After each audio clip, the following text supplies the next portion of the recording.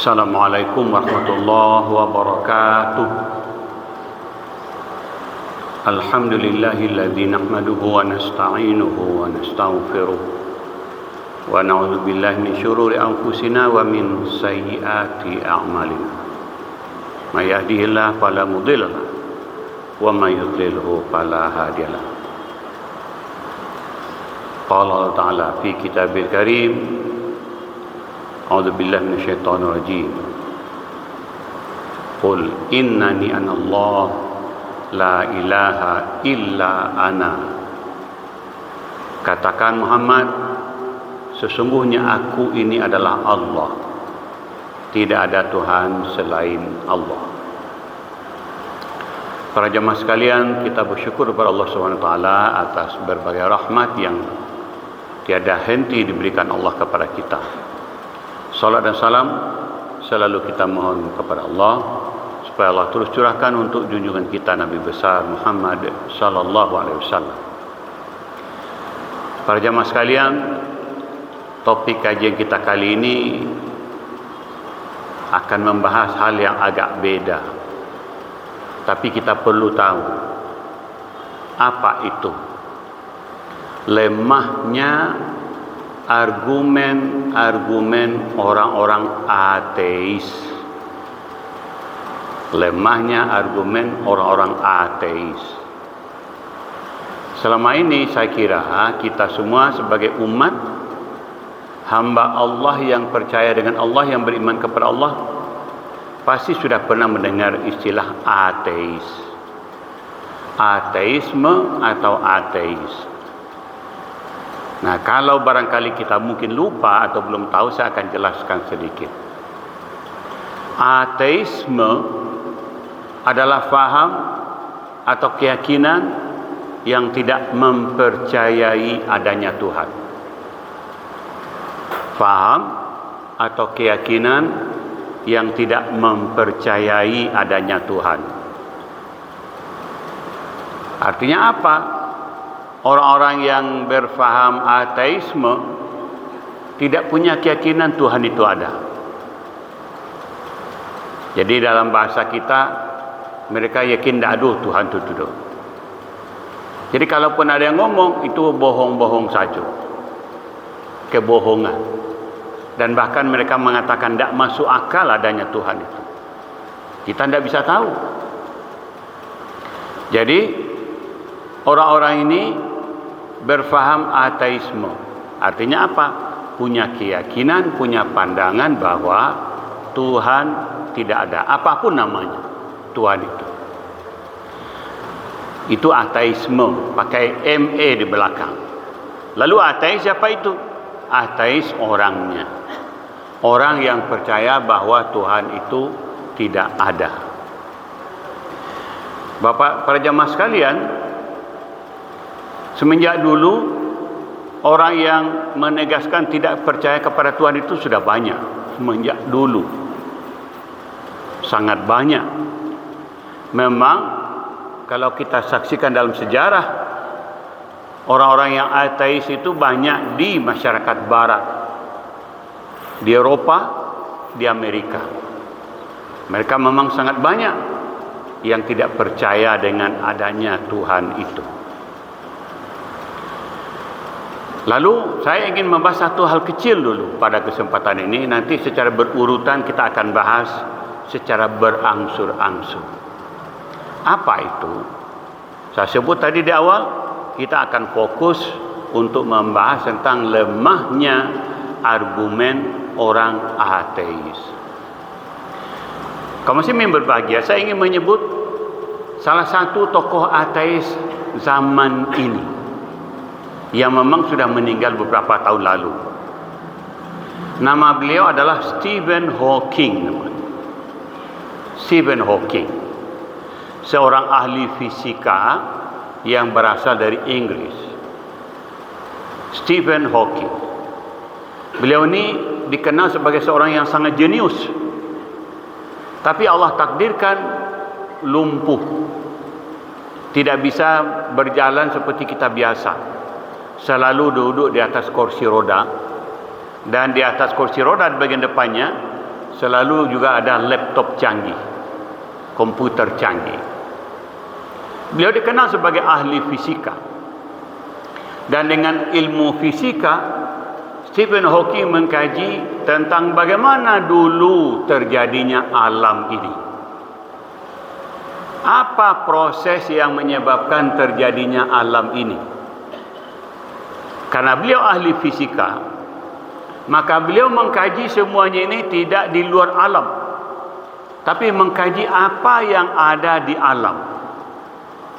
Dan dia melihat apa faktor-faktor yang ada di alam yang menjadi penyebab awal terjadinya alam ini. Nah, lalu dari hasil kajiannya tentang alam dengan menggunakan ilmu fisika, Stephen Hawking menemukan bahawa sekian ribu miliar tahun lalu, sebelum terjadinya alam seperti yang kita saksikan ini, Stephen Hawking mengatakan bahawa yang ada adalah sebuah molekul kecil. Molekul kecil atau atom istilah kita sekarang. Tapi memiliki energi yang super dahsyat. Energi yang sangat besar. Lalu molekul kecil itu, kata Hawking, di masa lalu mengalami proses yang dia sebut dengan proses ledakan dahsyat. Meledak. Dan dia sebut dalam bahasa Inggris dengan Big Bang. Lalu karena saking besarnya molekul itu, maka dia mengalami proses ledakan. Dan dari proses ledakan itulah, kata Stephen Hawking, alam yang luas ini tercipta.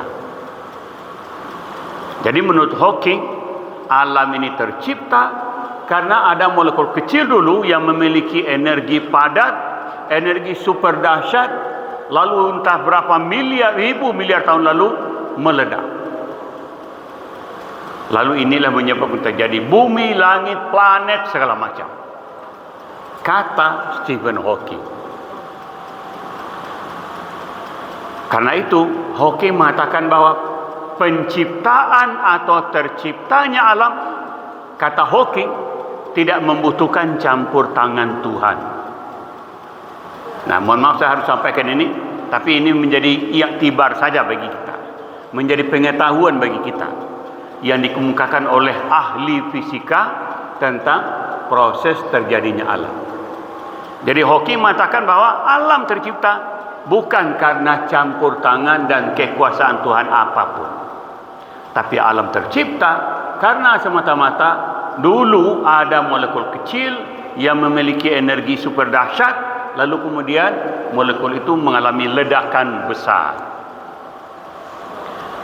Kaum muslimin berbahagia, saya tadi mengatakan lemahnya argumen ateis.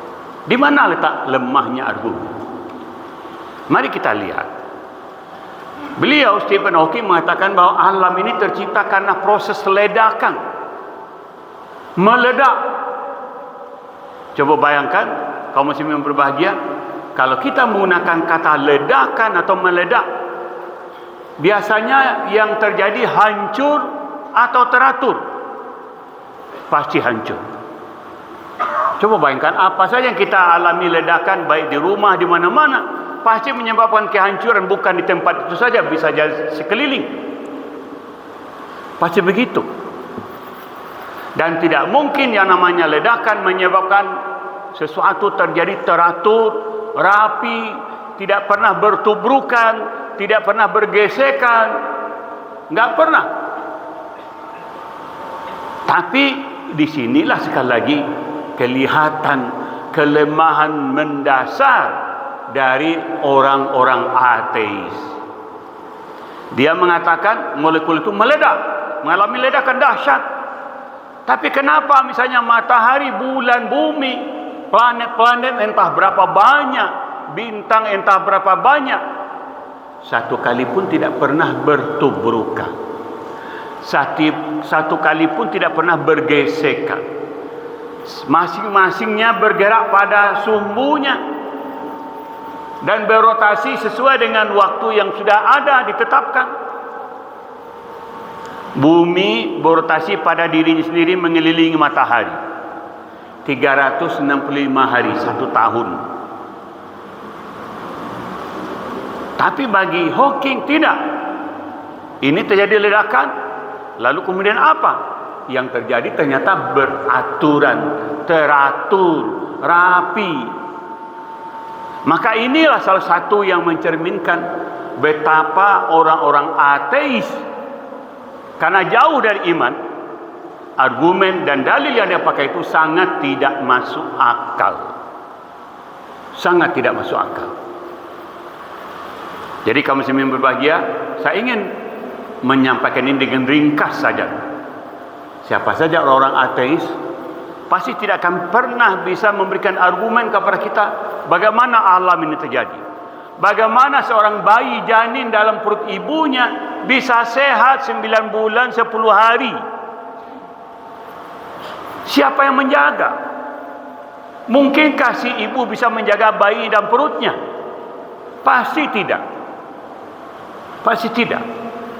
Coba bayangkan ke mana saja si ibu pergi, si janin ikut. Ke sawah, ke ladang, ke pasar. Bahkan mohon maaf ke toilet pun dibawa. Tapi janin akhirnya keluar menjadi bayi. Mungkinkah ini terjadi begitu saja tanpa ada yang mengatur, tanpa ada yang menjaga? Logikanya enggak masuk. Kalau ini terjadi sebegitu saja, logikanya tidak masuk. Bagaimana dari sperma dan ovum bisa menjadi segumpal daging berbentuk tubuh lalu bergerak dalam rahim ibu? Coba bayangkan.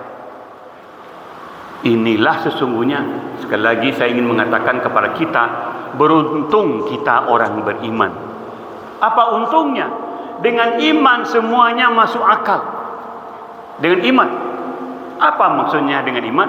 Akal kita mengatakan tidak mungkin sesuatu terjadi tanpa ada yang menjadikan. Itu akal sehat bagi sebegitu.